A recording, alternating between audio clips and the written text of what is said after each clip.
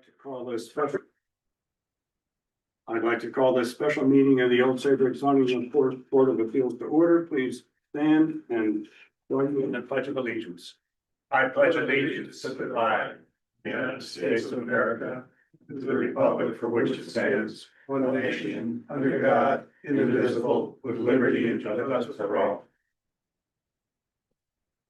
Roll call, Alfred Wilcox, chair, Kevin Danby, vice chair, Andrew Morosky here, Laurie Deneen. Here. Marty Ladd. Here. And our alternates, Frank Keeney here, Herb Searle. Here. And is Jonathan Miles with us, virtually? No. Okay. Before we begin, I'd like to, move to amend the agenda, to begin with a recognition of the service on the zoning board of appeals of Aaron Caldwell. May I have such a motion? So moved. And with I'll second that, and with a 2/3 vote, we may approve. All in favor, please signify by saying aye. Aye. Any opposed? Any abstentions? It appears to be unanimous. I will begin by saying that when I learned I would be serving with Aaron Caldwell, I was somewhat apprehensive. She had expressed opinions of me which I did not believe reflected the favor that I thought I might have been shown. This was when I was running for the police commission and I was in a different party from Aaron's. But I'm not one to bear grudges, and we started serving on the ZBA and I thought, my goodness, this is not the same person. This is a wonderful person. And I had to reconsider. Maybe some of the criticisms leveled at me had some merit. And I found that hard to believe, but I searched. And I found kernels here and there, much like Frank sometimes called to my attention things that I might have viewed differently. But in the end, I found that I think Carl Fortuna is really right. We who serve as volunteers in these organizations do so out of a love of our town and a sense of responsibility and a sense of duty. And although we don't get paid, our pension benefits are equal to 100% of our salary. So, 100 times 0. And it is to Erin's great credit that she has broken free. And now she is being compensated for her service. So we congratulate you on that. Yeah. And we hope to have the memento of the service that you provided be a token of our gratitude. And I turn the floor over to our vice chair, Mr. Danby. Geez, I thought I might have a lot to say, but after Chubb, I think he covered a lot of it. I've had the pleasure of working with Erin here and other activities, and she's a hard worker. She cares, sometimes cares too much. Now she's on to bigger and better things as our tax collector, and I'm sure she's going to serve with the same desire to please the people in town as she has in everything else that she has been part of. I'd like to present to you this small token of our appreciation. Oh, that's beautiful. Thank you. Would you? Just leave over, she's doing that for you.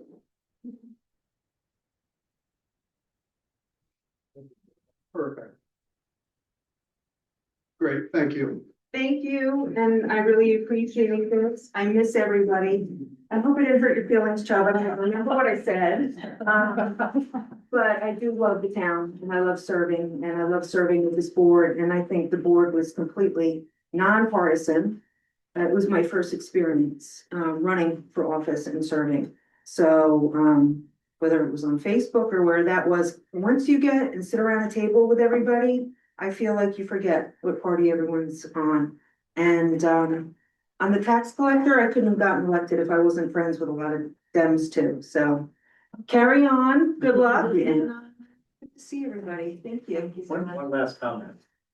You know, the silly season in the fall, things can come out of our mouths that don't reflect how we really feel. With the desire to win. It's all part of, what we do here in America, so. Well, that must have been years ago, because Chubb and I are buddies. I promise you that I won't always agree with what Cheryl has to say and vice versa. Yeah. It's okay. And you do have to be opinionated and speak up to be a servant, so thank The you. important point is to listen.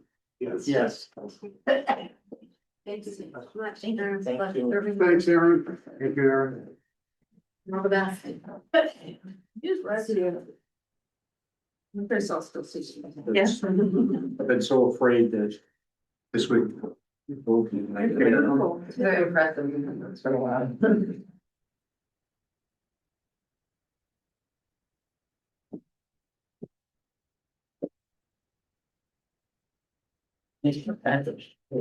Got to be on the record again soon.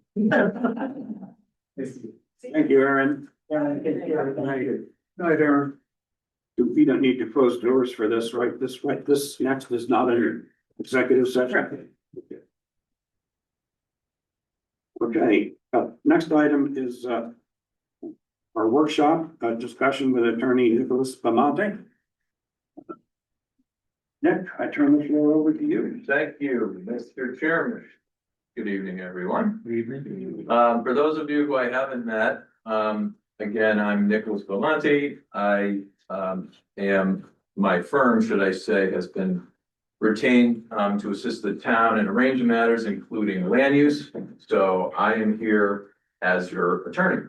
And I try, as this board proceeds through its duties and its monthly agendas, as the folks who have been on this board for a while, I will from time to time make an appearance, try to answer questions, and as part of sort of setting a legal baseline, a foundation of knowledge for all you folks, annually, if not more frequently than that, I'm able to give this sort of legal overview of what are ZBAs, what's your legal authority, and how are you supposed to do your job in a way that conforms to the law. So that's why I'm here tonight. I'm gonna try not to get bogged down too much in this outline that Karen, thank you, Karen, is distributing. You don't have to study these materials, obviously. These are a lot of reference materials. I'm gonna drill down to sort of the highlights of what we need to be thinking about and keeping at the forefront of our minds. And it's an opportunity for you folks to ask me questions that I'll do my best to answer tonight. That's during the public session. We do have an executive session on the agenda as well to talk about one pending case involving the North Cove property for a variance that was granted with the well, we'll get back into that, but it's pending litigation. The decision was favorable to us. However, tomorrow, the case is being re-argued in front of the judge who initially decided the case in the ZBA's favor. And I'll get more into sort of my assessment of what's going on and what may, where that case may head. We'll talk about that in executive session. And then there's just a handful of more specific items that have been brought to my attention that I gave some comments in a legal memo that is privileged at this point. That's also going to be part of what we'll discuss in executive session. But just to get us rolling here, every source of your power and authority starts from state law. So state law doesn't give us all that much parameters, but it sort of sets the foundation. for what duties fall to the zoning board of appeals. Now, as you know, this is going to be a broken record. Many of you obviously know this and you've been on the board for years. But it's important to just go through and refresh, and if there's any questions, you know, we can take them as they come. So you guys hear variances, obviously. It's really to determine if an exception should be made to what the zoning regulations would otherwise require for a given property development or proposal. So the zoning regulations are our set of local regs that the zoning commission has enacted based on its separate statutory authority to independently pass, after public input, its regulations. So that is what we have in town. That's what's in town, and in every town has their own zoning regulations that are approved by the zoning commission. The ZBA, when it hears a variance request, that's effectively asking, okay, can we get a break from the zoning reg?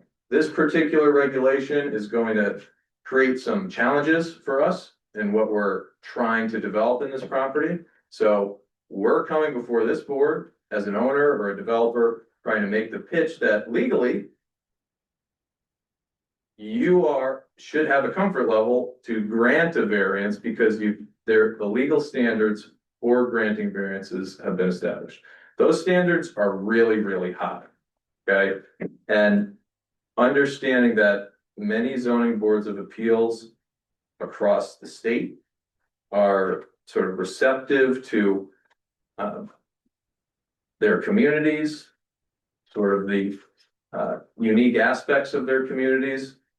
But whether all variances that are approved by ZBAs in the state actually conform to the required legal standards is another question. We don't see appeals of every decision because if neighbors aren't upset about a proposal and there's a variance that's approved, no one's going to challenge that. But what has to be proven is what the law calls a unique hardship. That's number one. It's almost never the reason that this board and many other boards actually approve variances. There's two reasons. One is this unique hardship, which I'll talk about in a little bit more detail. And the other is if the variance would otherwise, in this board's estimate, create a reduction in existing nonconformities for that particular property, existing nonconformities with the zoning regulations. So it's either you prove this really unique hardship, which the law has defined at this point as if there's any use of the property, you don't have a hardship. So it really boils down to if there is zero economic use, if you cannot develop on the property based on the strictures of the zoning regulations, let's say there's this weird shaped parcel and the zoning regs a step, for some reason it's not an existing nonconformity, and the zoning regulations effectively, because of the setbacks, you have 2 feet that you can develop on this piece. That is something that could amount to this standard, this hardship standard, this very high standard. If you literally, there's no economic value to the property if you're applying these zoning regulations. So that's a tough sell, and the courts have acknowledged that. The narrow exception, like I mentioned, is eliminating or reducing existing non-conformities. That we'll talk about a little bit more in the context of the North Cove appeal that's pending, because that was the basis for approval in that case, and that is, there's some question on some of the nuances factually there. But it has to be a holistic reduction in existing nonconformities. This cannot be, well, the proposal is we want a pool over here, and they come in before this board, and the board says, well, you know, we don't really like that pool there. push it back more. Make it more conforming. And maybe that happens, maybe they come back with a revised application. But that doesn't necessarily meet the mark, because putting the pool there in the first place is creating this nonconformity and just sort of pushing them back. Oh, well, you're reducing that nonconformity, right? That gives us grounds to approve this, right? Wrong. It has to be existing. Okay, so it can't be something new and saying, well, yeah, this is not conforming, and sure, we'll try to reduce that for you Nick, let me interrupt. too. I remember well, the, Two things that are, what, true. We're gonna make comparisons to any case. Should that be an executive session? I'm talking in broad strokes Well, I here. think If that you, maybe you could, the pool. I just, you can call whatever attention you want, Kevin. Well, let's reserve this discussion to when we talk about the actual case. This part of it, because that's coming up. Sure. Maybe okay. Okay.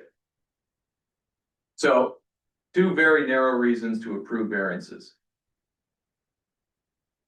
So apart from variances, the board also hears appeals, when appeals of the zoning enforcement officer, of Chris Costa. So the zoning enforcement officer in her role can take enforcement action on the zoning commission's behalf where there is a violation of the zoning regs identified on a particular property.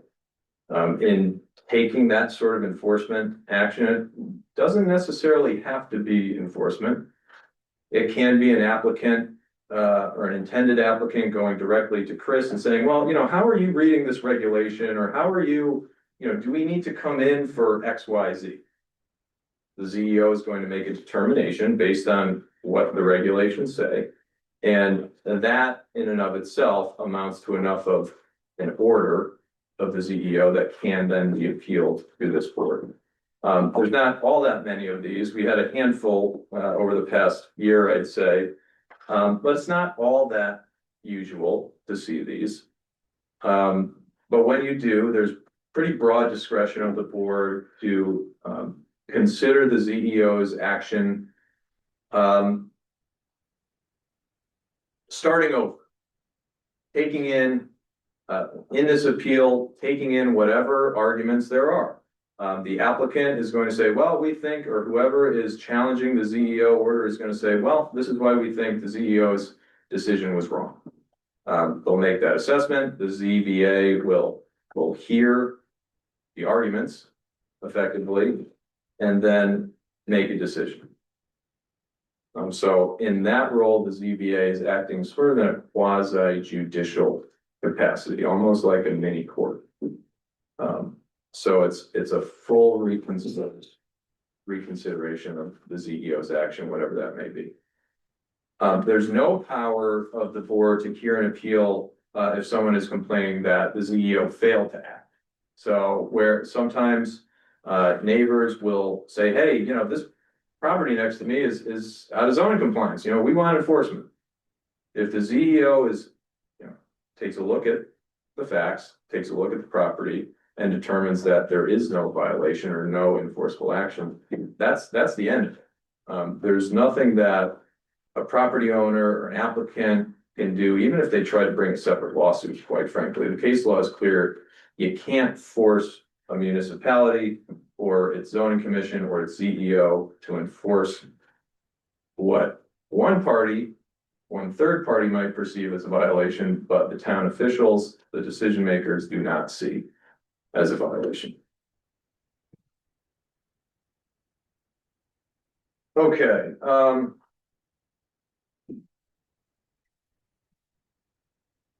The statutes also allow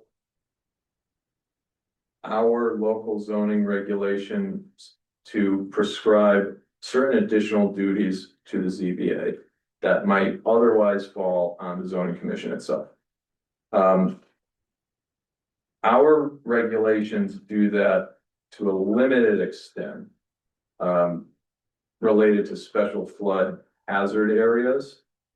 So there's just very quickly, again, Chris, do we get many of We're getting some, yeah. Okay. So I mean, I can give a quick summary. if you want, sure. For the most part, it's a flood ordinance.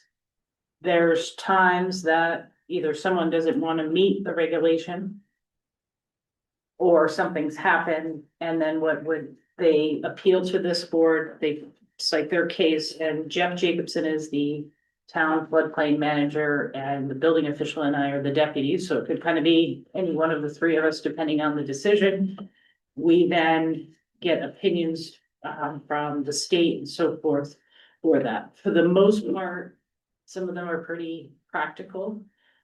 They're issued sparingly in that it can affect our flood rating and flood insurance. So when the town gets audited by FEMA, they could say, why is the ZBA giving everybody a variance so they don't have to elevate their house?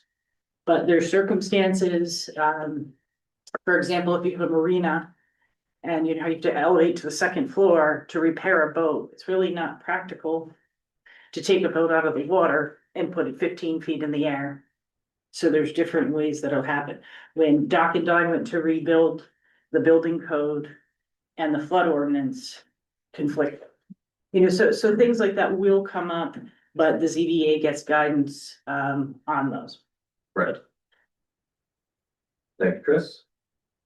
So really, it boils down to variances for the most part, appeals of ZEO action, and then a handful of these more local issues here regarding the special flood hazard areas.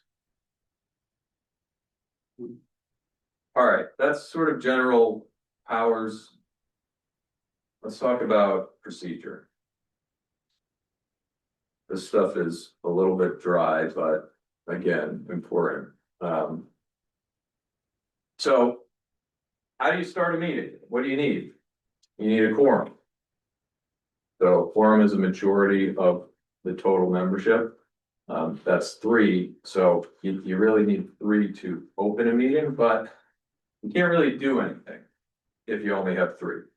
The statutes are a little different for ZBA in that they require, in order to take an actual action, take a vote on an agenda item, a variance or a ZEO appeal, you need 4 concurring votes. And so where in the past, where there is a pending variance application, let's say the application first opens up, first meeting it opens up, there's 4 members present. So technically, the board can hear and decide the application that night. However, oftentimes we'll offer, or at least urge the commission, the board, to say to the applicant, hey, we've got 4 here, so we can act. But if you want to put this over to the next meeting to see if we can get a full 5, you know, we can do that as well. So that's just something you offer, or I at least, you know, would not recommend against offering that option.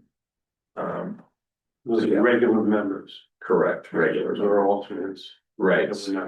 So sure, that's another good point. If there is an open seat, what should happen, unless, you know, the alternates can't make it for some reason, is that you should be able to have 5 seated full members, because you guys are alternates. So if one of our full members can't make it, you guys step up, you sit for the meeting, and you act as a full member in that capacity. Just not to be too technical, but if we put a matter over to the next meeting, Mhm.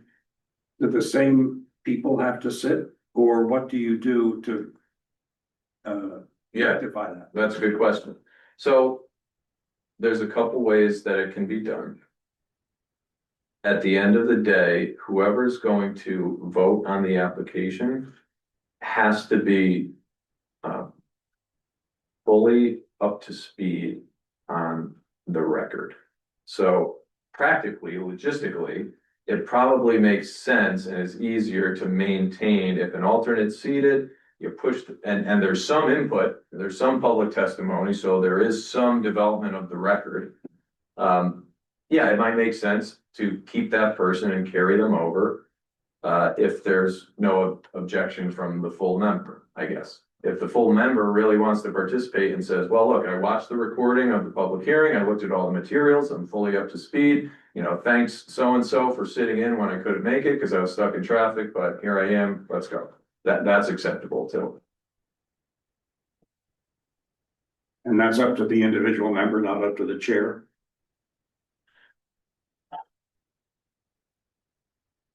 I mean, ultimately, it's sort of the chair's call how to run and organize the meeting. I mean, if you have a full member, I mean, the full members are in the full positions for a reason. So I think, They were elected. right, I mean, if you have a full member saying, hey, I want to do my elected job, I think, yeah, the chairman should probably defer to I hate that. to that. Yeah, you know, assuming that there's, you know, a good faith level of, yes, I've come fully up to speed here, you know, and I can treat this application fairly and holistically. Good enough, thanks. So the law is pretty clear here. When you act on a variance or an appeal, the board, I'll just quote it.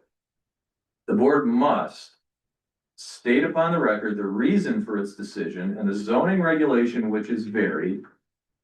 And when a variance is granted, describe specifically the exceptional difficulty or unusual hardship on which its decision is based.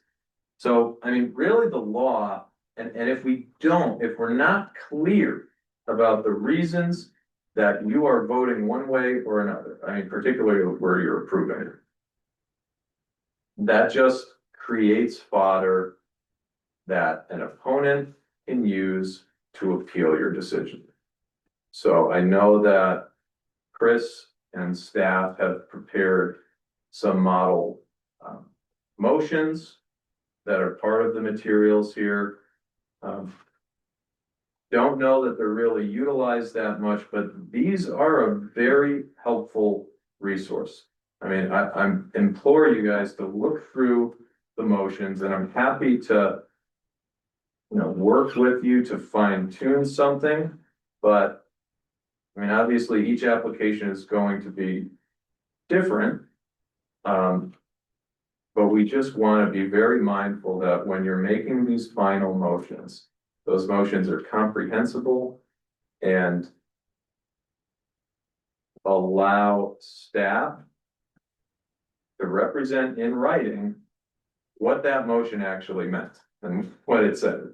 And sometimes the motions, and if they are pretty long and can get kind of rambling, that makes staff's job very difficult. And legally, it creates some issues from a notice perspective of, you know, what decision did the board actually make? So we want to be very clear when you're making those final motions and putting those reasons into the record. Yeah. Two questions. Yeah. Number one, does a rejection have to be that specific as an acceptance? No, And number two, would it make sense to assume an acceptance and have land use write out the motion and have it prepared so that can give it to a member and they can read it, so there's really no question? it's something that I haven't done very often in the ZBA context, but I'll put it in the zoning commission context. So where a zoning commission is faced with a really large application, maybe it runs a handful of public hearings. We know this is going to be contested and there's some likelihood of an appeal. I mean, it doesn't have to get to that threshold, but I work directly with staff, or I assist at least, and we pre-prepare those motions, depending on which way we sort of sense from the proceeding that the commission is leaning, then we'll craft this resolution, we call a resolution of decision, that really lays out the reason. I mean, we don't create the reasons for you, right? Understood. But we can sort of put pen to paper so that when it comes time for you guys to make the final call, you have it right there, you've got your script all, pretty much, and that becomes the decision. So, I mean, here, And Chris, have we ever done that? I mean, apart from just these model motions, but I don't see why not, if it's a particularly challenging. Two things. The first thing is, so for, if we have something that the zoning commission or wetlands commission or other commission has to make a decision. Typically, I'll prepare a motion for and against, Yeah.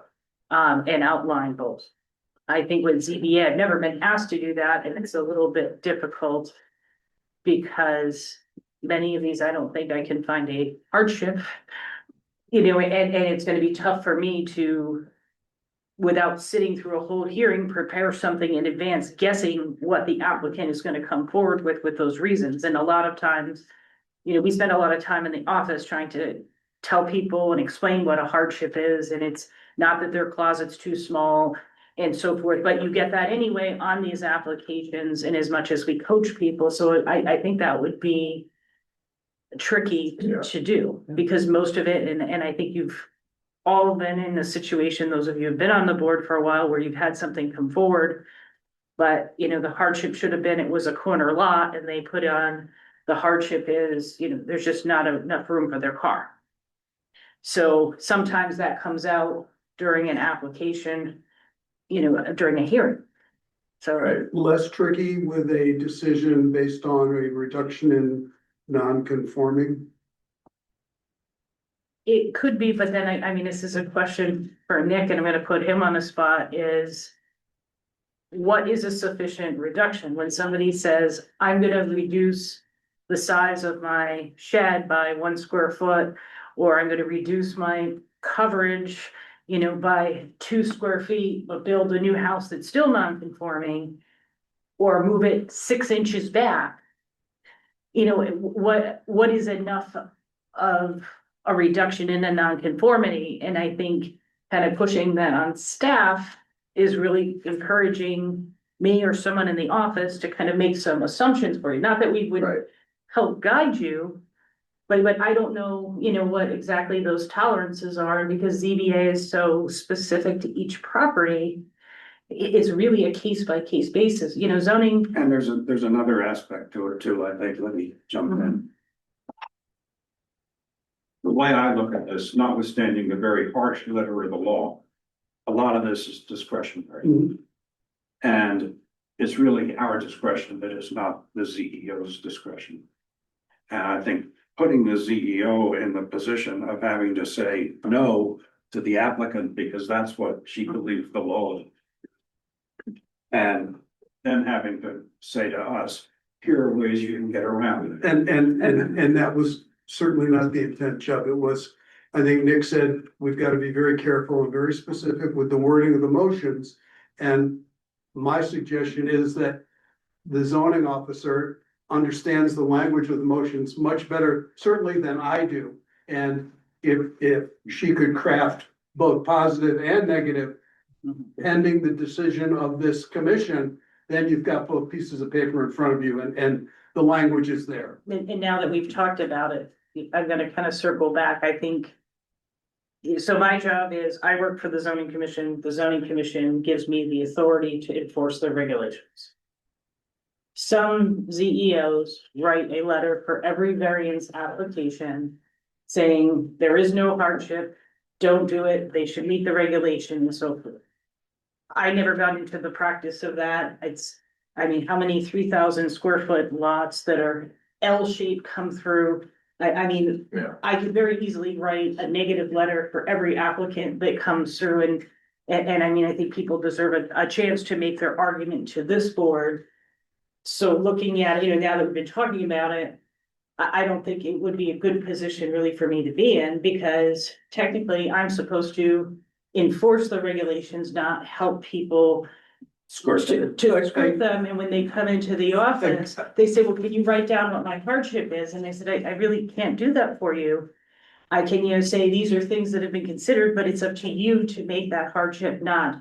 Again, I'm not suggesting at all that you make the decision for this commission. It's just that if the wording is important, that someone professional that knows what to write and how we are supposed to say it based on whether it's affirmative or not, we have it in front of us. I think what Chris is saying is it's almost impossible to do that without getting to the granular level of the input Of that the you decision receive. from the applicant. Because the applicant's gonna come in and Sometimes say, well, it's late.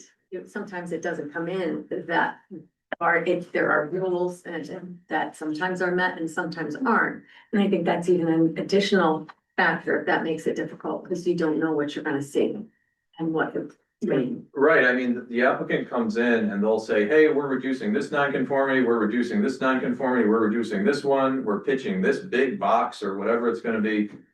And there's a balance there, right? And so that, I mean, we can set up the template, effectively for and against.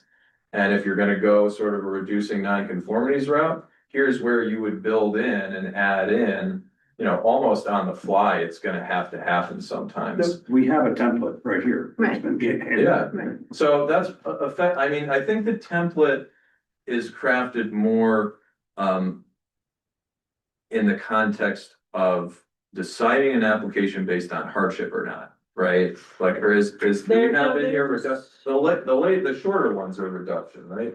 We have that. No, there's a little bit of both, I believe. The one you just printed. So it talks about possible reasons for hardship, possible reasons for denial.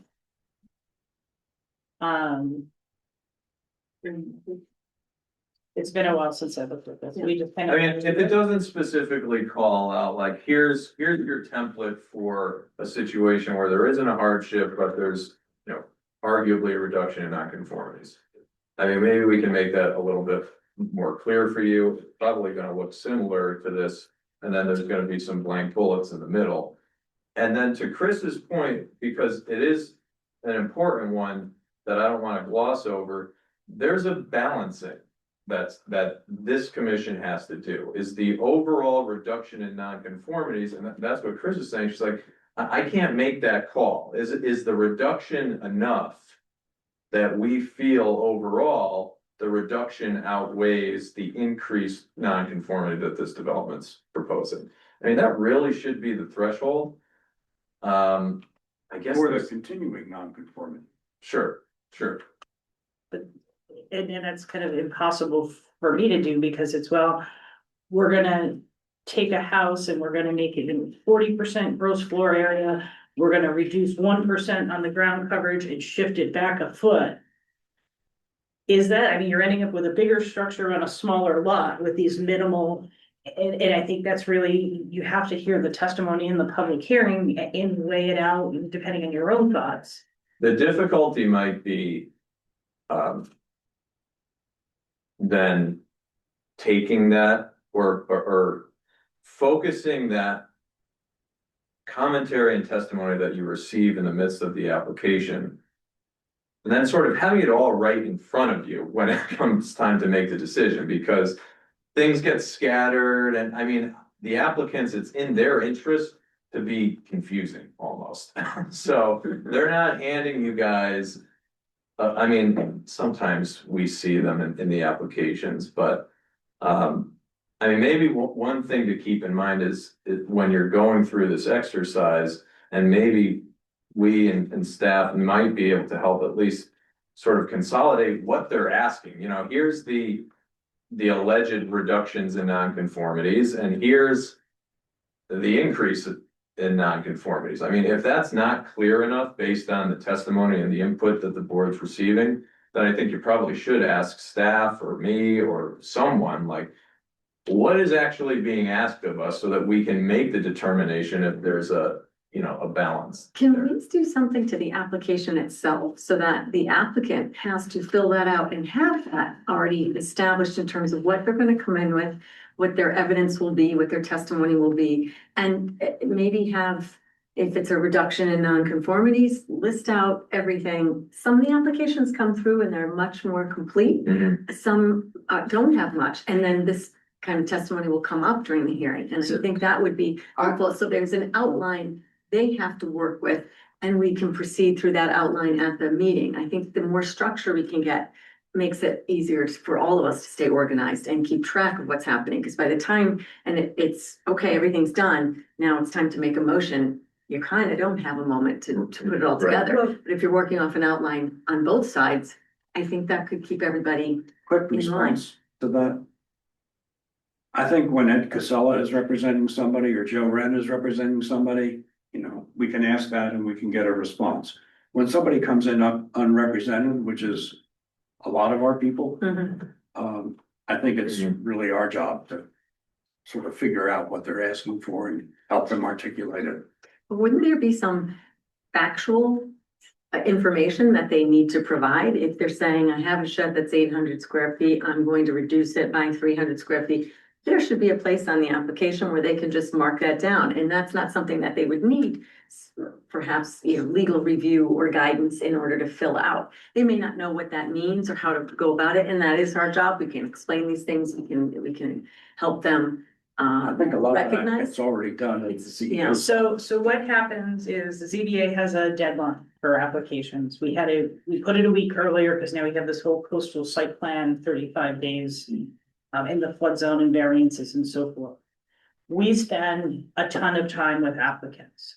So Karen works part-time in the office, Sarah, everyone there, and people come in and and we'll have people go like this and they fill it out. And when people come in and they don't understand the variance, you have options. You can represent yourself. You can hire someone to represent you.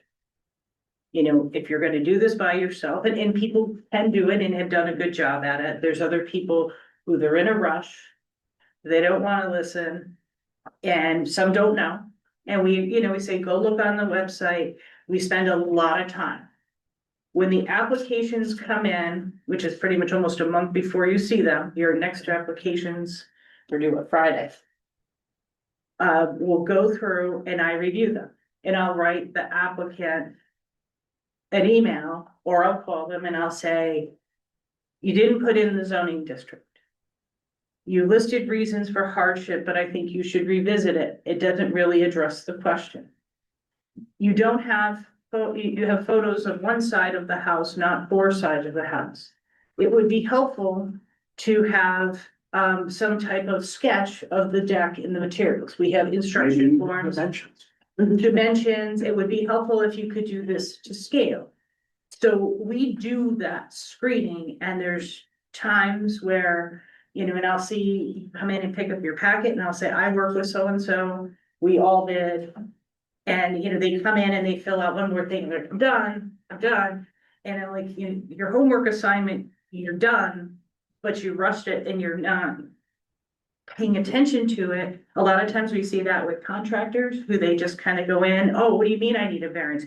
Yeah, building deck, this and that. They don't answer the questions, but we spend a lot of time with them. And that's what I'm saying. I don't think it's the application form. It's that people are either going in, and we have several consultants who come in here all the time who they're on the opposite end of it. Like Nick was saying, it's muddy. There's so many things that could be the hardship. Well, the imposition of zoning regulations, which isn't a hardship, it's in a flood zone. All of these things are muddied together, and then when it gets to you, they're kind of hoping you're gonna bite on something, and then at that hearing, they go, oh yeah, they're talking about the flood zone, let's go a little bit more, yeah, and if that happened, we would have to do this. So it's, and I mean, I understand the strategy, but it's it's unbelievable how much time we spend, with applicants, and I'm thinking of an application that came in front of you recently, put together by a property owner. And it was, well, this is great, but you got a survey. I don't know what it looks like. I don't know what the house looks like.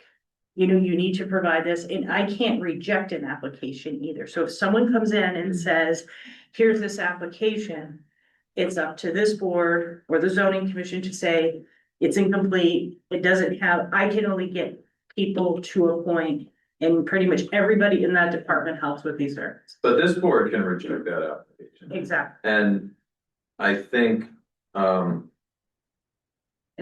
instead, there's another comment too, when okay, this go ahead. board typically approves a variance in one night.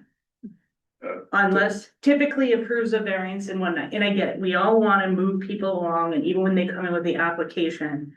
I say, can you go back and do this, do that, the board's gonna look for this, if you don't do that, they could deny you or continue your in waiting. And I get it, you wanna get people up and running with their projects and do that. But sometimes you get these applications where there's so much information, it's muddied together, they're handing you a plan at the meeting. Yeah. And then you're in this situation kind of where you feel like you're pressured to rush it out, but you don't have to act in one night. It's very much a strategy, no question. And Chris is 100% right, you do not need to act. So, I mean, it's a good thought, right? I don't know if the form is the way to achieve it. I think it's really level setting by this board.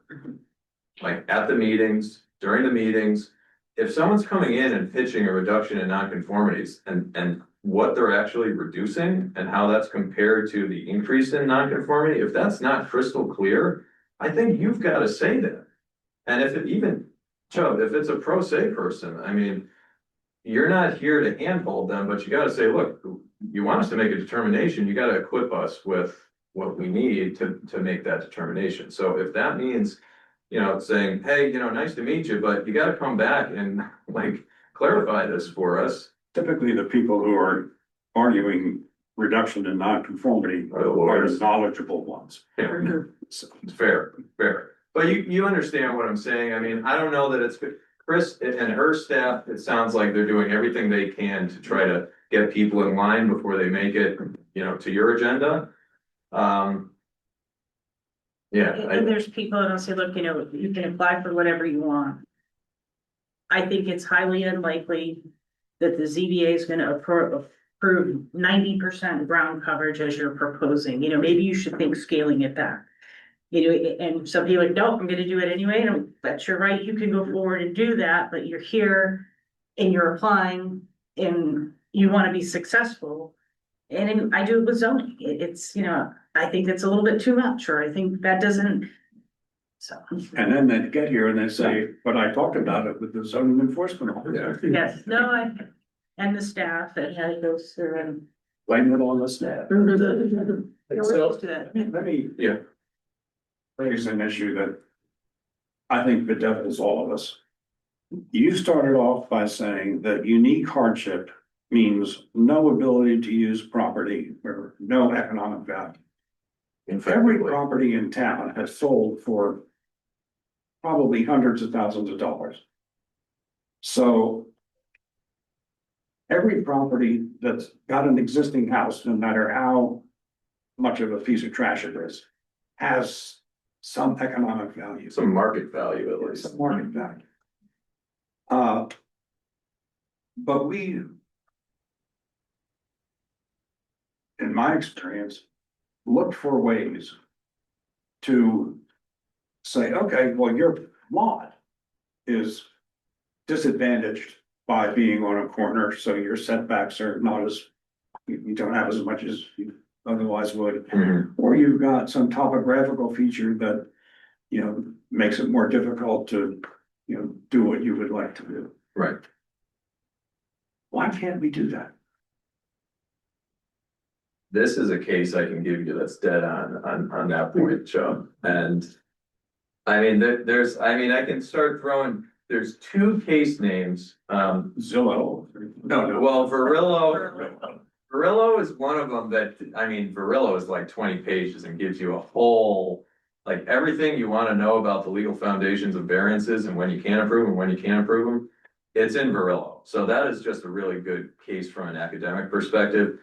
E&F Associates is, and I'll make a note to distribute that to the commission as well. It's probably cited in my. I think you have Verillo and I think I have ENF too. I know we've been given them in the past, but. I'm just, I'll distribute the ENF and Verillo decisions. It'd be helpful to them. Sure, of course, but this ENF case, Chubb, it's either an appellate or a Supreme Court case. So, it's a high level court case. And that's, if I'm getting it right, the dispute was over. I'm gonna get this mixed up right now, but it came down to whether, something about whether a Dunkin' Donuts could be put into this one property and the applicant was trying to say, well, you know, we can't basically make as much money as we want to. We can't fit this thing in there. And the court said, well, it's all, yeah, pretty much. I mean, you've got some use there. It's only, so for the ZBA to have granted you a variance there, it was wrong. I mean, you can use it, you just gotta sort of narrow it down a bit. And that's where the discussion about, well, if there's no way you can use the property, if there's no way that you can develop it to add some sort of economic value, then, I mean, we're getting into the legal weeds here, but there's a concept called confiscation. And if the zoning regulations, and this is why variances are legally authorized by statute, if the zoning regulations amount to you owning a property, but you literally can't do a thing with it, then the town, through its zoning powers, have effectively confiscated that property from you. So that's something that's tried to, it's trying to be avoided by allowing for variances. Unusual hardship doesn't seem to me to be this tantamount to confiscation.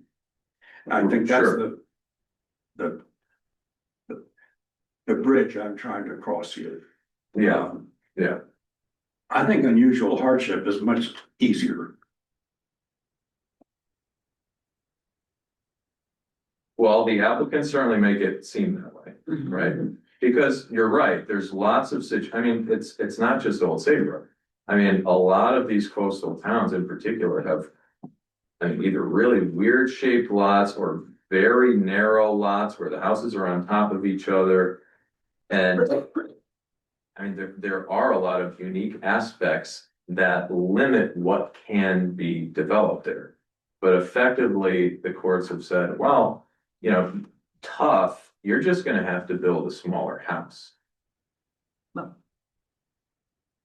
I'm not so much worried about the completely empty lot that's never been developed, because that's rare. Sure. But our bread and butter is people with small lots and small houses, and they want to make the house a little bit more livable. Sure. They want to put on a dormer. They want to, you know, make the second story full out instead of a Cape Cod. Yeah. Um, Well, that's a quality of life ask, right? It is quality of life. Sure. And I appreciate that the zoning code says you can't change a non-conforming property. Sure. But that doesn't say that you can't look for some hardship to justify giving a variance when you know when you just believe in your heart it's the right thing to do. And I think that's where the cases come in. Read the ENF case. what's that? Read the ENF case that I'm gonna send you, Okay, and then we should revisit this conversation. okay. All of us municipal lawyers, when ENF came out, it's gotta be, what, 8 years ago now, 10 years ago now. We said, wow, this is really drawing a line in the sand. This is gonna make it a lot harder for us to defend approvals, and it has. So I'll just say that, and we can come back to that, but it's a tough question, hardship, and it has been examined pretty closely by the courts. Then I ask this question. Sure. Our zoning code says that you cannot change an existing property from what it is now. Could the zoning commission alter that? It's non-conforming section of the regs, like what happens to existing non-conformities. It can, but only within the confines of the established, like, case law. I don't think there's all that much wiggle room there. I Almost mean, every town has the same or similar non-conformity Just language, because it's done that way doesn't mean. but that's what Well, we it's break done that- the law. That's- Unless, For a reason. unless the state statutes say, the enabling. I use this word all the time, enabling. All I mean is there's a state law that says, hey, zoning commission, you can pass these regulations and this is what they're supposed to capture, basically. So. I mean, one of the core concepts in land use law that it's not I mean, it's laid out in the statutes, but it has been very clearly developed in the case law that the core principle of zoning is to bring things into compliance, into conformity. And there's a lot of cases about what is a non-conforming use, what's a non-conforming property, and then what's an illegal expansion of that use, and what's a legal intensification of that use. So that case law has really defined, okay, you've got something that conflicts with the current zoning regulations. You can grow that use a little bit in a narrow way that you're basically not increasing footprints or things like that. But there's a line and there's a limit. And it's just what we have to deal with legally.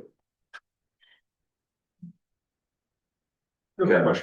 Back to reduction in nonconformities. Yeah. Your predecessor had taught us that does not have to be apples to apples and produce case law to that effect.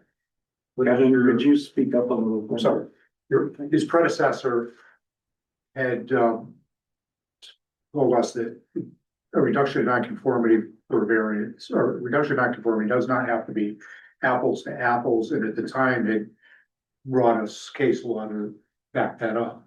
What's your opinion on that? What does apples to apples mean? Well, we're talking about the shed versus the Dormer. dormer, you know. I think what he was trying to say is that you're not gonna have anything very clear cut with the reduction of the the balance of the reduction of the non-conforming, it's not always gonna be apples to apples, so the board. Yeah. Weigh the facts and say, okay, in this circumstance, they're, making a bigger house and they're keeping it within the gross floor area. But they're removing the garage and the shed and they're meeting almost all of the setbacks except for one. I think that's where Mike was going with that a little more. Because it's never gonna be clear, apples to apples. But but he produced case law that said that, you could do this, gave us examples of what we could do. And there was, we're talking a big difference in his examples, not just a little bit. I think it depends on the case. Who the judge was. That's what I'm- No, I know, I'm As just. I'm saying this, I'm saying, but every application is different. But it was for somebody looking for, equal reductions, it was a vast difference. I can. I mean, I'm just not sort of getting the real question here. I mean, there isn't a one-to-one apples to apples. There's never going to be. It's a holistic assessment. That's this balancing that I said before. This is this determination that the board has to make on balance. Is the reduction in existing nonconformities outweighing whatever they're asking for a variance for? But it can't, Kevin, it sounds like part of what you're asking is, well, if they come at us with like okay, they're reducing an existing non-conforming setback by 3 inches. And then they're coming in with, I don't know, all sorts of additional improvements. Just because there's one reduction, I don't think that meets the threshold for this board to then make a determination that, yeah, we're good with that. That's. Well, I get it, if you're reducing about 1 square foot, and you're looking for 1,000 square feet. That's. Well, that's an obvious example, but you see the applicants Yeah. come in, they make It those also gives us decisions. an opportunity a lot of times to clean up other problems on the property. Okay, that doesn't help me if you get an appeal though. Well, the lessons, non-conformities and cleans up other problems, it's certainly a bonus for the town. I guess what are the other problems? I'm just, for I'm example, hard to, no, I don't wanna go application by application. but is it that they're making Yeah, it yeah. code compliant and putting a code compliant septic in? I mean, we see that on almost every application. Yeah. It's not a reduction in a nonconformity, they're just, improving the house so it's FEMA compliant and they have code compliant septic. So I don't necessarily. I get think it's- that, but there's plenty of other At the examples. shed. Kevin, do you have an shed example? On the corner that was in the setback area and they wanted to put they wanted to do a porch. That Yeah, was- I know which one you're talking about. Yeah, so that one was an example to me of reducing other non-conforming. Right, I think there are two sheds on that property. There were two sheds. And one they removed and one they moved. Yeah. And I think one of them was actually on a, not a heavily traveled street, but it was on a corner, which could be in a sight line too. So it was a win-win, but you're never gonna get, what they did with the shed, removing one and moving one versus the porch was far from apples to apples. But it But could, we, I mean, I get it, but I'm here as your lawyer, I'm not here to tell you like horse trading, I get it. I hear what you're saying, Kevin, and like as a community, maybe that's sort of what your goal is here, but legally it creates problems. but like I said, I'm asking you what Mike Cronin had told us in broad case law, that it doesn't have to be apples to apples regardless. I think we've said that a few times now. I've commented on where I think that balance can potentially lie and probably where it doesn't. So, I mean, I'm happy to look at whatever Mike gave you guys before. I mean, case law has certainly developed since then. But yeah, there are examples where it's not apples to apples in the court. In these cases that I'm not sure what you're referring to, I know there are cases out there that have examined this reduction. I mean, the Adolphson case is the one that started it all. But I mean, in the case law is limited. And I'm not sure it's quite as definitive in the way that you're representing it to me, but I'm happy to, Well, I'm telling you the way it was represented to me. okay. So, again, if we have those materials, I'm happy to answer Kevin's question more directly, but I mean, I don't know what Did you cases. keep those, his handouts for those meetings years ago? I have piles of court cases and I'll kind of dig through, but I don't know the court case itself. I mean, we can come back and look at, I'm I happy can to look come and see here. what and- I'm not here to beat it to death, Well, I think we should beat it to death, quite frankly, because it's like the basis for how you guys legally approve stuff. And I mean, So, one thing too, it's kind of interesting, you talk to different attorneys who represent ZBAs or zoning commissions, and sometimes even attorneys have a little bit of a different spin on how they're gonna represent in court and what they want you to do. So we've had people who like moved here from a different town and were on a ZBA, and they said, well, our attorney there said we're doing it this way. And Mike would say, well, this is how we're doing it, because I'm the one who's gonna defend you, and I think that's the way that it's gonna be, the best way to do it. And I mean, I talked to, it's zoning commission, any commission, it's Nick's the one who in the end is gonna have to defend. Bottom line, there's gonna be a percentage of appeals that go to court anyway. probably, sure, there's. Yeah, I don't know that we can put a stat on there really, but. I mean, and I get it, if everyone's happy and the applicant's happy and the neighbor's happy, for you and lots of other ZBAs, it's like, well, who cares, we're doing a good thing for the community, right?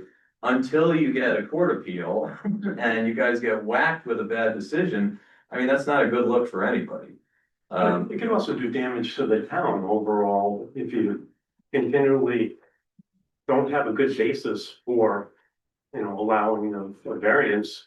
You drive through a town and say, well, why is this here? We've all gone through towns and, I grew up in the town of Waterford, and I can tell you it's much different and it's much different now than it was when I was growing up.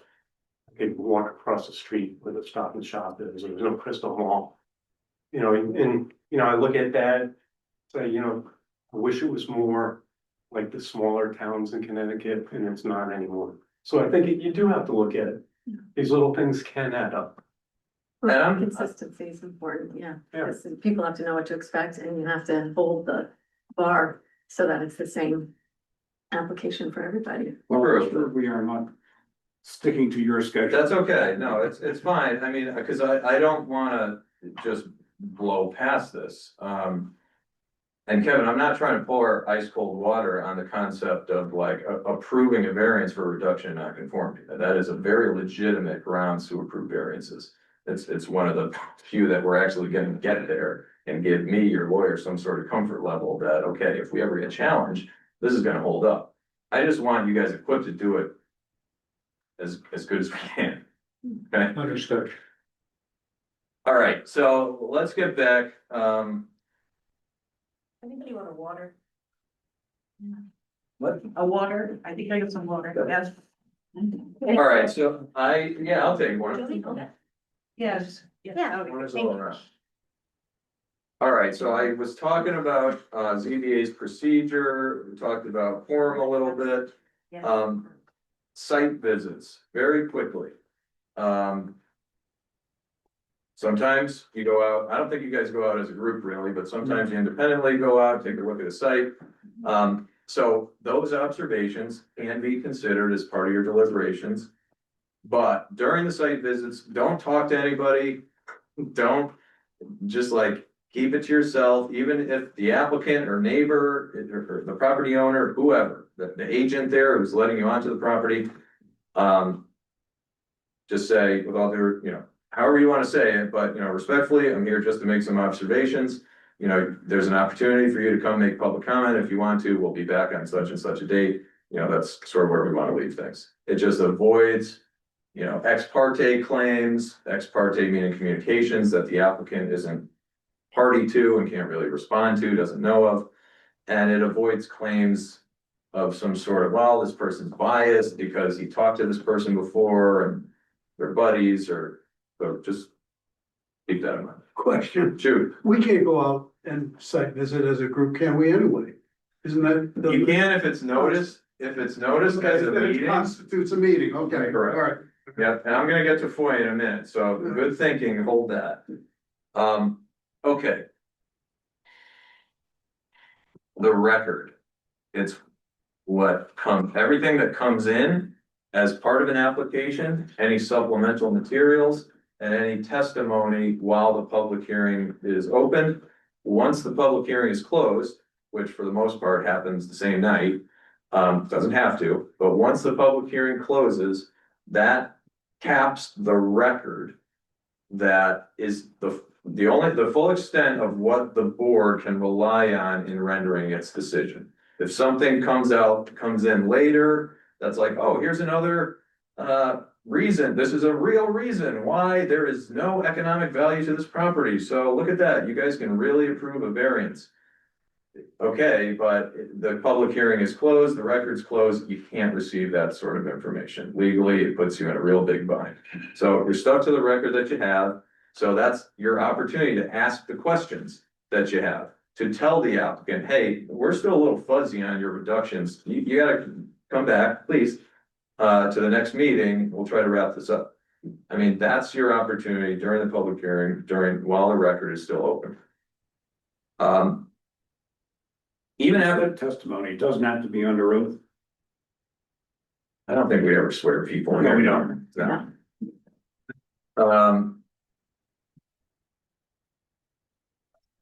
Okay, Can I make one comment about digital and last minute submissions? yes, So I'm finding that we'll be at a meeting, any meeting, and someone will go, oh, well, you know where it is, and they go like this in their phone and they go, see? And we have members online on Zoom who can't see.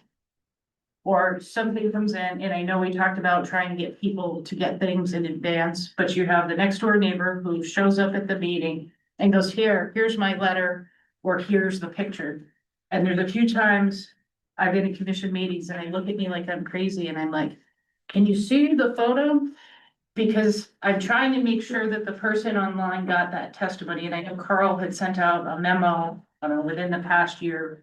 Because it's become a problem that it's some photograph that we can't put into the record for the file. Or it's something that, thank you, that someone's voting and they can't see it. And they haven't had it, they haven't had an opportunity to see it. And we do our best to put as much online, but when that person comes in and, you know, one of the clerks will say, oh, well, you know, the letter that the pictures Susie was showing last night, and they go, well, what pictures? There's no pictures in the file. Oh, well, Susie came to the meeting and went around, so just try as much as, especially if you're online. Mr. Secretary. That's what. Yeah, so for those reasons, I mean, if the board's anticipating, acting on an application like in one night, probably makes sense for the members who are gonna be voting to be here. Because that just avoids that potential entirely. If somebody's voting and they're remote and whoever's here can't like send an email with the material, I don't think Chris or Karen or anyone should be holding a document up to a Zoom camera and saying to your commissioner, hey, can you see this? What? Like, if that's where we're at, just push it to the next meeting, let the person look at it, come back the next time, and there's no questions. Or just have all the, whoever's voting on it in the room. The other thing, and this is happening across the board too, and I'm not just ZBA, is we're gonna end up getting an appeal with someone on Zoom who's voting and their screen is blacked out. So there's been circumstances where people are on Zoom, they're blacked out, and on another commission, they said, well, you know, Commissioner so-and-so, can you put your camera on? And they said, well, I was eating dinner. And I said, I get that you're eating dinner, but you didn't respond when the chairman called you. It's a blacked out screen, and if that person votes and we get appealed, the applicant or the neighbor, you know, prove whatever, they're gonna say, oh, well, Commissioner so-and-so was online and the screen was black. We don't know if that person was there because the camera was off. And then voted. In a case like that, can the chairman ask the member to step down and put an alternate in his place? I think so. I mean, the chair, especially for in this remote hybrid universe we're in now, the FOI laws sort of control if a member is having tech difficulties or drops out, or if, you know, they're a no-show because they've got a black screen up there, yeah, the chairman can make the call on the fly. Makes sense. All right, I want to mention this one, it comes up sometimes. If any of you board members intend to, in the course of an application, during the public hearing, during your, you should say upfront, if you're gonna be relying on any of your own expertise, like professional expertise or personal knowledge of the site, like that's fair game, but put it out there first. So when the public hearing's open or whatever, that, you know, just so everyone's clear, I'm an architect, some of the questions I'm gonna be asking are sort of coming from this, or, you know, I went and visited the site.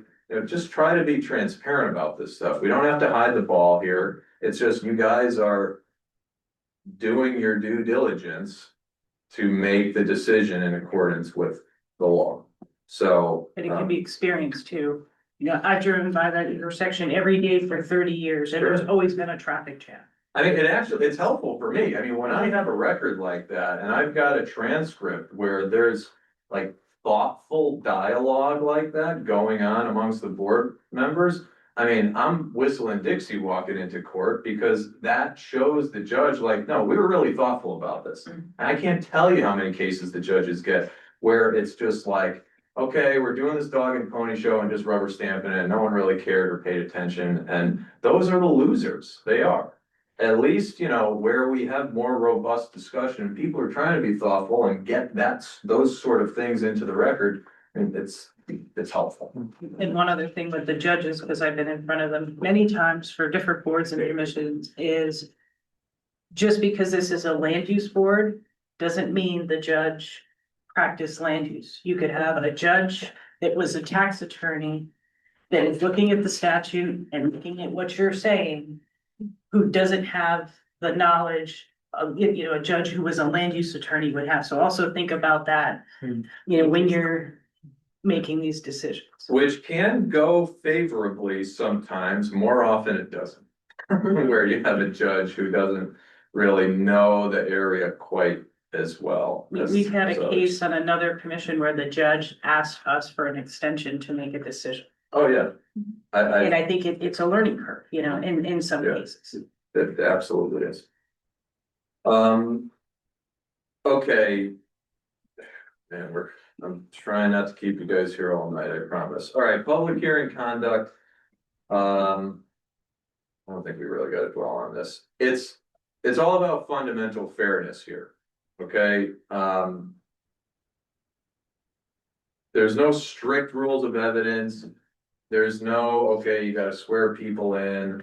I mean, there's broad discretion of this board to give weight to certain evidence that it feels is credible or not, based on just all the representations that are being made or not, who's making them, and so forth. That's really this board's call, and by asking probing questions, you know, again, you're building that record to establish where this board stands, at least in terms of credibility, why it might have not really paid much attention to whatever this expert was saying, and ultimately base your decision based on what these folks were saying, or your CEO, or whoever. I mean, don't be shy away from that sort of engagement, that sort of dialogue. All right, conflicts and recusals. So this is not a question that I, as the town attorney, can answer for anyone who is thinking, do I have a conflict here? Do I not have a conflict? It's gonna be pretty clear and apparent if there's a financial conflict with any applications or any applicants. If you have some sort of fiscal relationship, that's a pretty clear, okay, I'm gonna recuse myself because I've done business with so-and-so in the past. I don't have any real feelings, but it's just better off for appearance's sake, I'm gonna recuse myself. Because, I mean, it's far more often that recusals happen because of an appearance of some sort of conflict. And that's totally fine. That's fair game. I mean, you folks are elected for a reason, so you shouldn't be like shirking your responsibilities because you don't want to face the music on stuff. But if you can justifiably say, okay, yes, I've had this past relationship, it was limited in scope, it was for this purpose, you know, it's been years, I have no attachment, I can treat this fairly, neutrally, I'm not gonna recuse myself. I mean, it's that really assessment that each of you have to make. And I would just implore you to put that on record. So if someone's gonna make a recusal, you don't have to drill down into the details and the full history, but just say, look, I had this prior interaction, I'm gonna recuse myself, and that means leaving the room. That means shutting your screen off. That means not talking to the peanut gallery back there and anything else. When you've recused yourself, you have completely removed yourself from any scope of influence on an application, whether it's to your board members or folks in the back.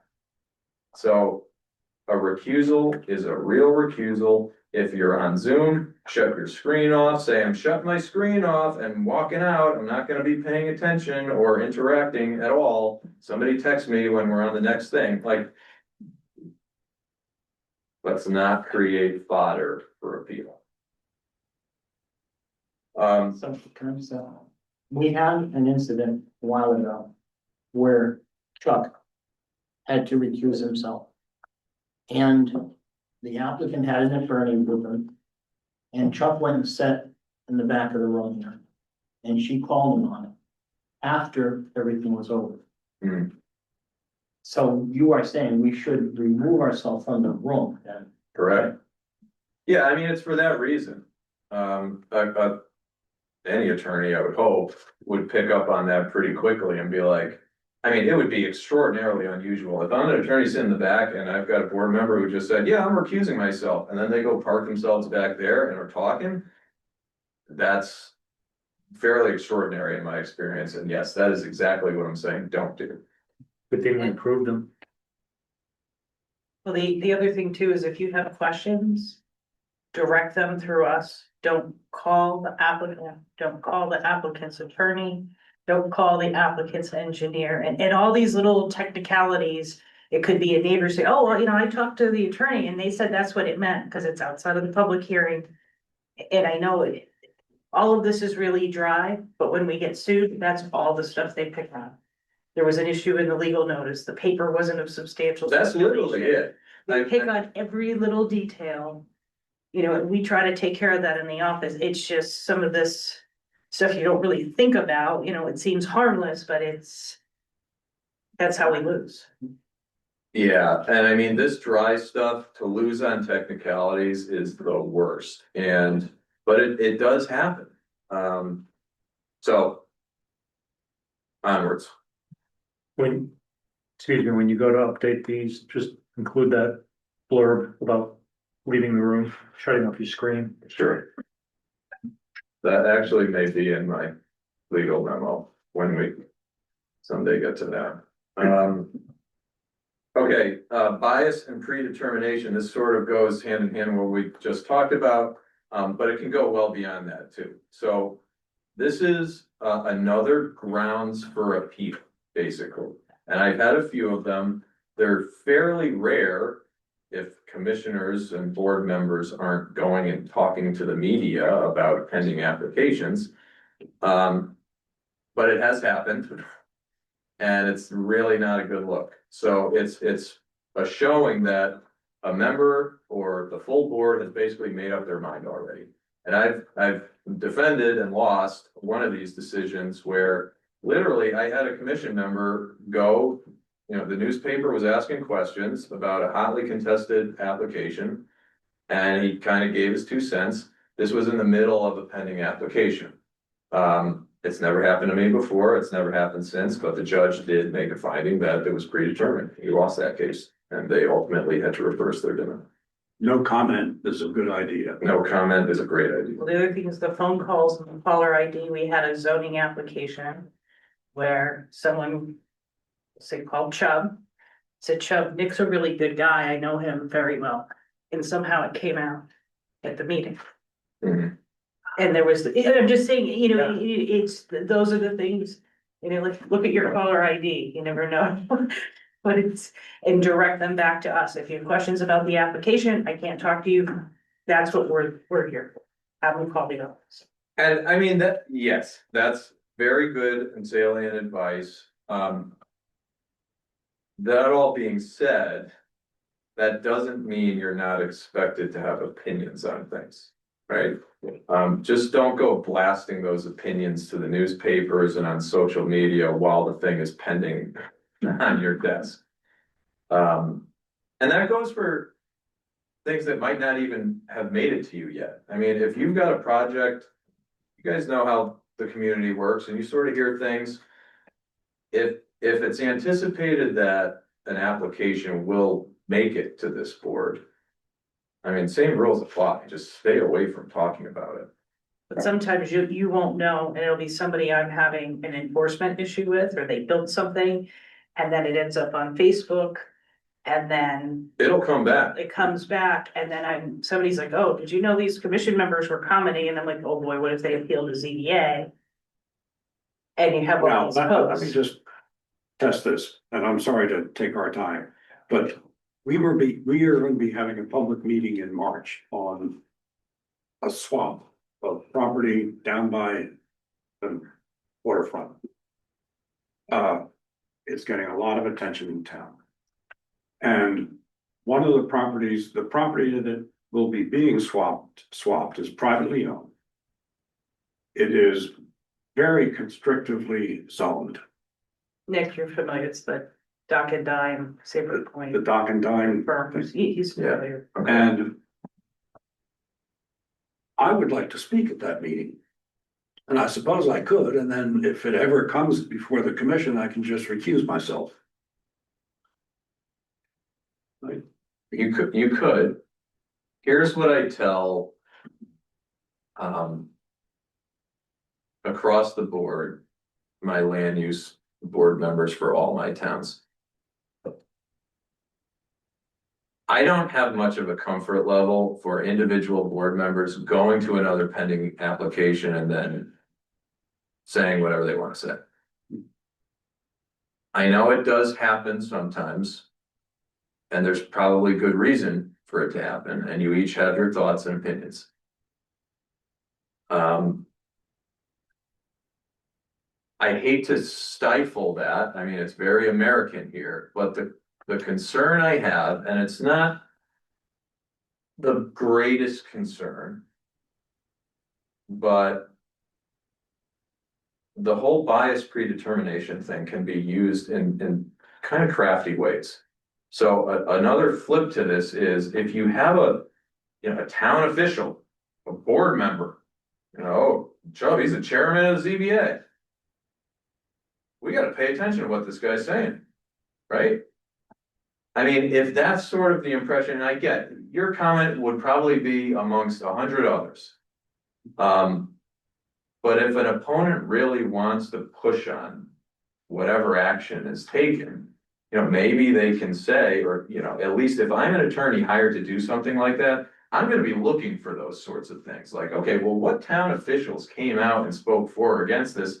Cause, maybe I can use that to our advantage and say, well, they were trying to obviously put their finger on the scale here. They're touting, and you can say, well, I'm coming and saying this as a resident of the town of New Canaan, not as the chairman. But I mean, give me a break, like, everyone knows who you are. So that's just my 2 cents. I mean, I can't say legally you are absolutely prohibited from doing that.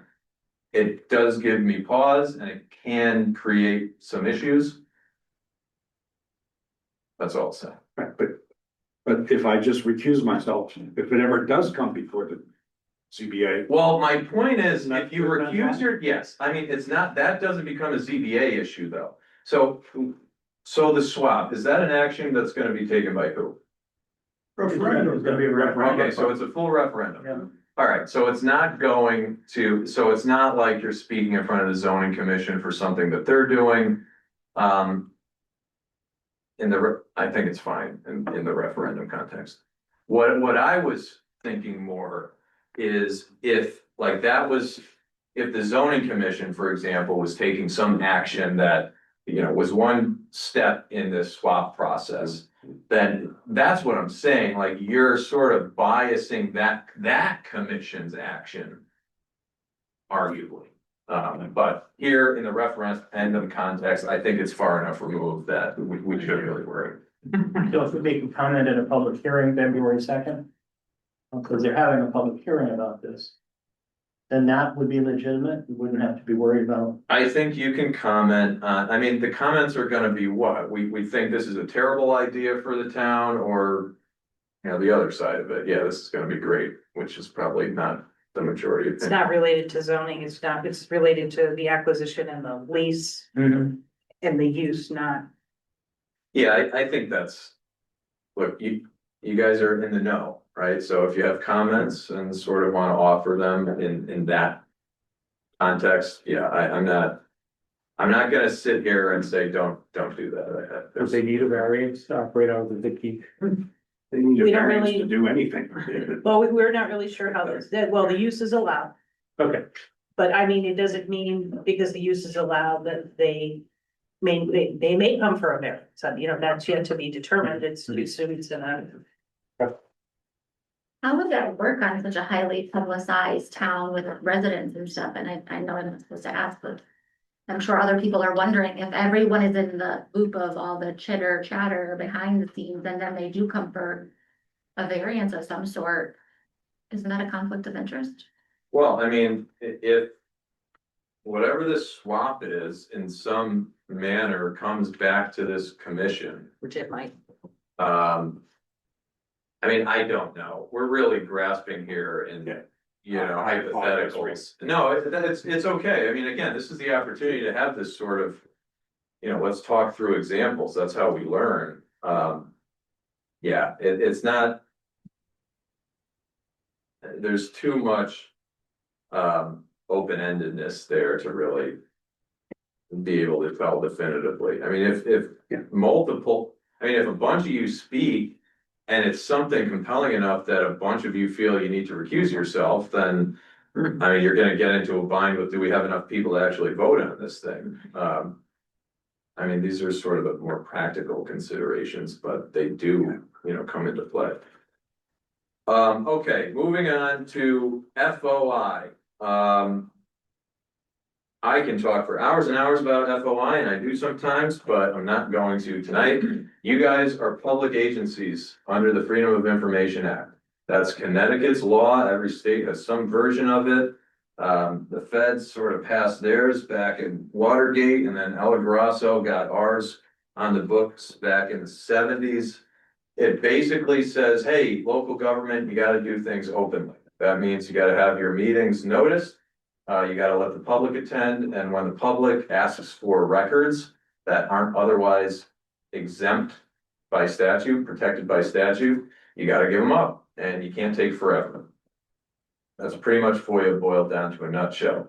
The problems that come up is mostly illegal meetings. The records stuff, you guys don't have to really worry about, except that anything you put in an email, that's gonna be discoverable. I mean, if it's related to your town duties, literally, any texts, any emails, any communications that you have, legitimate or not, it's going to be extraordinarily hard for me to try to argue that those fit into some exemption from disclosure. So whenever you're putting something in writing, just think that might get out into public someday, unless you're having, I mean, we do maintain an attorney-client privilege relationship. So if you can't just CC me on something and think it's protected now. But if we are communicating, if I'm communicating with you as a full board, or you individually are communicating with me, I mean, those records are clearly protected. Good question. If I make notes, getting ready for a hearing. Yep. That's not FOIA-able, correct? It's correct. I don't like using that exemption. It's drafts, preliminary notes and drafts. Those are supposed to be exempt from disclosure, but there's, of course, some buts to that.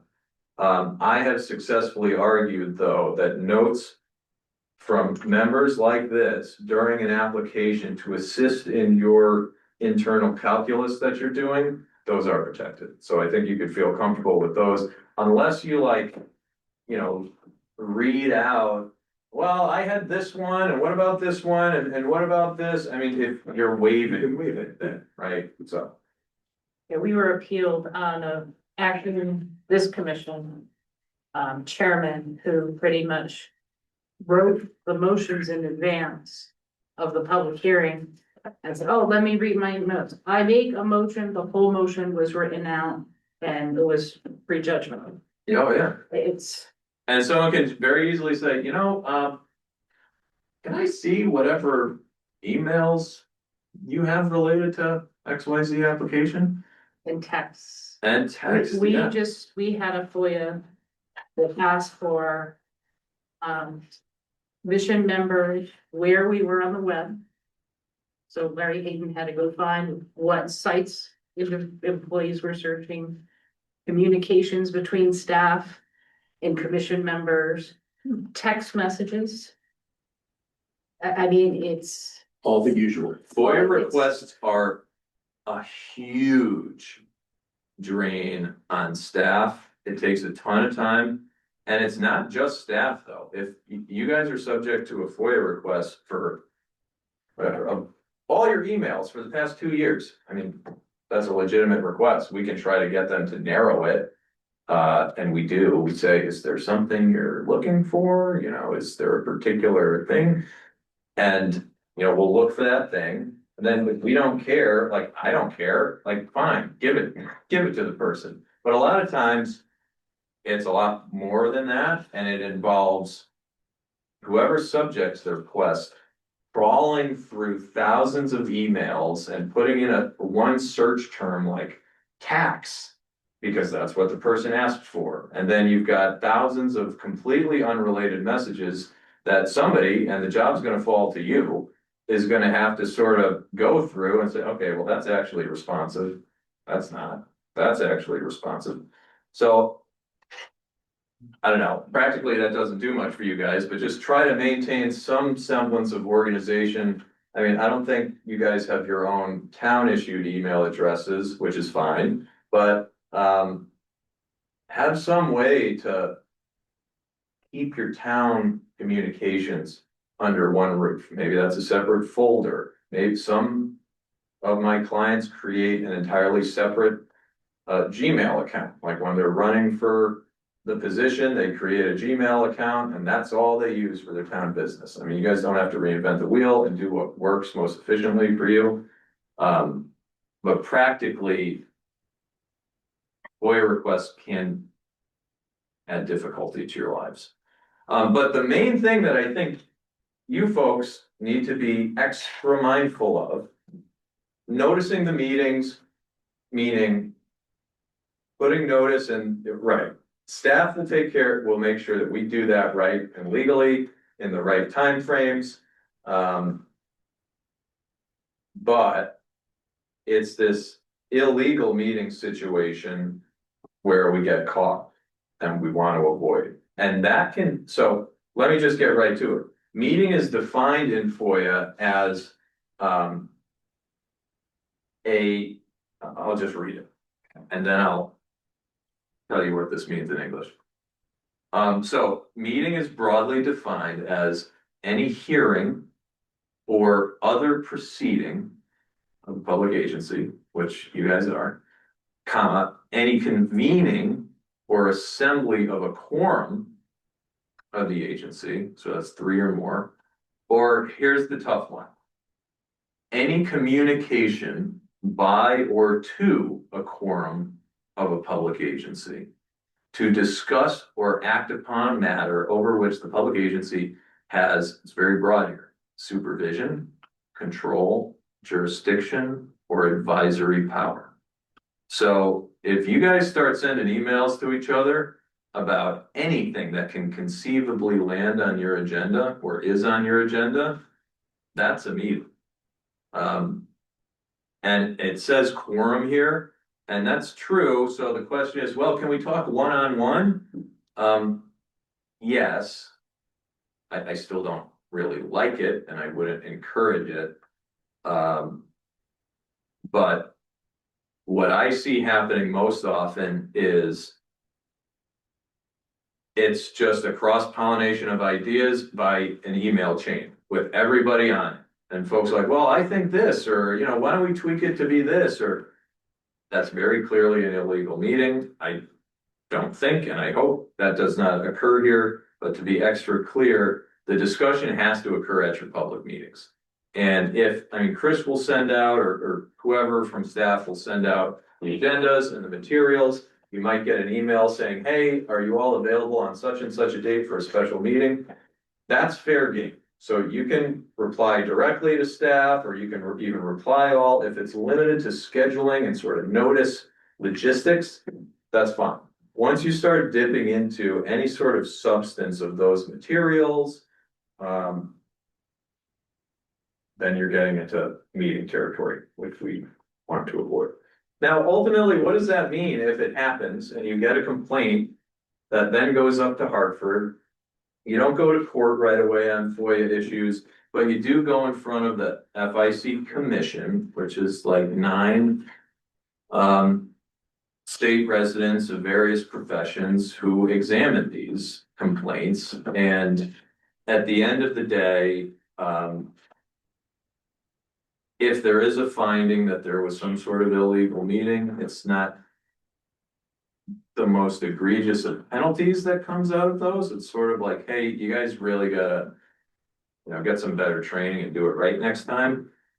But there are instances where if it happens multiple times, or if it's a pretty clear flagrant violation, the commission, it has been historically rare to do this, but now it's happening more and more. They're starting to hit municipal officials with like $1,000 civil fines here.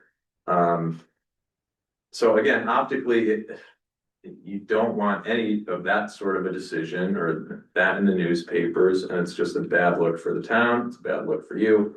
So FOIA is kind of annoying in some ways, just for all the bits and pieces that we need to make sure we hit, but I mean, the point is, we're being transparent in what we do as local government. So that's how you have to operate.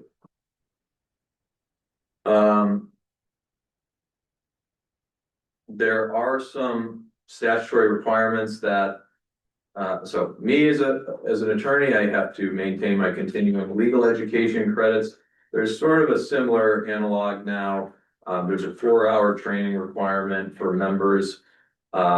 Various entities, well, it's actually Casio really, right, who does the land use training for commissioners? No, it's Yukon Clear. Oh, Clear does it now. So That's the right. quick rundown on that is ZBA's zoning commission, wetlands commissions, and you've all received the requirements, is for the 4-hour training, affordable housing, whatever else. I'll send you links to upcoming training that will qualify, and, your town committee chairman periodically are gonna ask that you go through and self-report, so save your, certificates. I think something like this would qualify for 2 hours, don't you think, Nick? Yeah, Yeah, this would, so just, to kind of keep track of those and jot those down. But Who reports this event to the people who track this? you self-report that you attended a 2-hour training today with your attorney to learn about ZBA law, and it talked about FOIA and so forth. The one that's the tricky one is the fair housing one. The last time that's a little bit harder, so when you see fair housing, jump on it. Because was it last 2 Decembers ago when there was the requirement, I had people like 2 days before Christmas saying, oh, where can I take this training? So it's. But anyway, yeah, we'll We're help you gonna- guys make sure you're covered there, but just be mindful, that is like a technical requirement. That you guys have to keep your own records for. This is biannual. Let's- 4 years, it's, once you have it. And then it depends when you are elected or appointed. What we've been telling people is just take your training. I think this December, I think we're due. If you are on a board or commission, if you're newly elected, we've just been saying everybody just take the training, get everybody up to date for December. So we're not, oh, you were appointed on this date, you were elected on this date. yeah, it's 4 years, once every 4 years, For- for 4 hours. And it's 4-year term, okay. Okay, I think that brings us through the high points of sort of the overview. A lot of what's in my memo, we sort of covered, but some we didn't, and we can drill down on more, and I just want to talk briefly about the case, so. I don't know if folks Yeah. want to take a short break before we move into executive session, or we could just go right into it. What's everybody's comfort level? Can we make? 5 minutes, To go into executive. we do 5 minutes? Sure. All right, so we're not gonna move in, let's do a motion, move for a short 5-minute recess. And then there'll be a motion to go into executive session, they'll invite me in, and then you can shut the recorder off. I move for a 5-minute recess. Second. And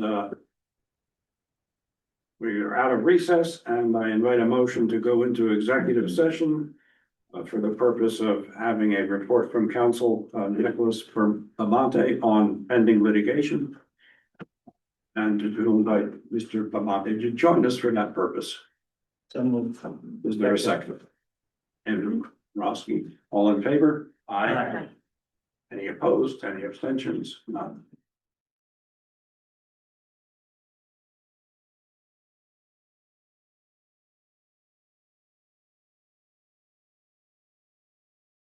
We have come out of executive session, and this will confirm that no action was taken. No votes were held. At this point, I would invite a motion to adjourn. So move. Second. Second. All in favor? Aye.